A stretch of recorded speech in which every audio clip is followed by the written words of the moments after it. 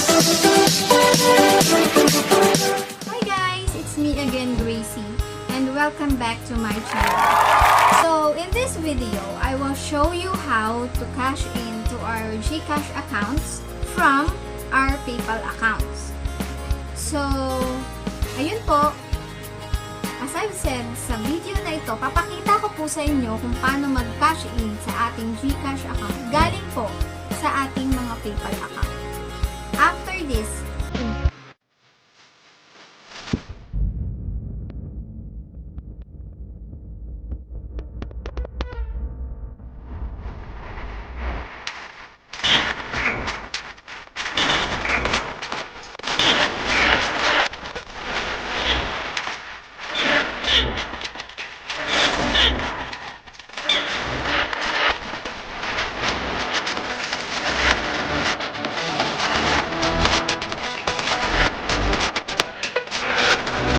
guys, I'll show you how to cash in to our GCash account from our PayPal account.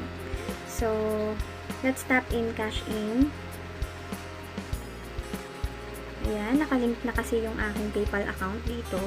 So, hindi ko na kailangan siya i-link. So, guys, kung hindi nyo pa alam kung paano mag-link ng PayPal account natin dito sa ating GCash account, I will make another video on how to link our PayPal account to our GCash account. Just be sure to hit the notification bell if hindi mo pa na-hit yan para you will be updated to my next videos. And kung hindi mo pa rin na like, share, and subscribe ka na. Libre lang yan, guys. Okay, let's tap in PayPal. Wait lang. Yung PayPal. Yan. The minimum amount required to proceed is 500 pesos. So, kailangan meron ka ng more than 500 pesos sa iyong PayPal account para makapag-cash in ka dito sa GCash mo. Okay? So, ako meron ng 500. Pwede na. Next. So, ayan. Confirmation. Ayan. You're about to cash in 500 pesos. Ayan. Review nyo daw yung details if correct before kayo mag-proceed. Okay, let's tap confirm.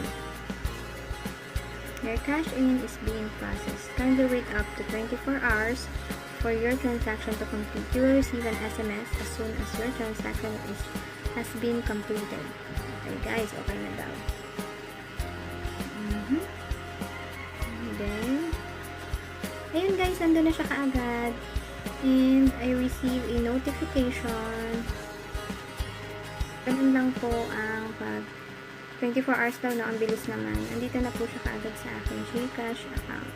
So guys, I hope nakatulong ako ulit sa inyo at sana very helpful sa inyo tong video na to, lalo na po sa mga gumagamit ng PayPal at GCash. Kasi usually yung mga gumagamit ng PayPal, yung mga may online surveys, yan, kasi PayPal required talaga sa mga online surveys usually sa pagkakaalam ko. Ayan guys, I hope guys nakatulong po ang video na ito sa inyo, and kung nagustuhan niyo po ang video na ito, please do like and share, and kung hindi ka pa nakasubscribe sa aking channel, please do subscribe and i-hit mo na rin yung notification bell nang sa gayon ma-update ka sa mga next videos ko. And feel free na rin to visit my channel. Baka sakaling meron kang mga kailangan or mga hinahanap pang videos, tutorials, makita mo sa aking channel.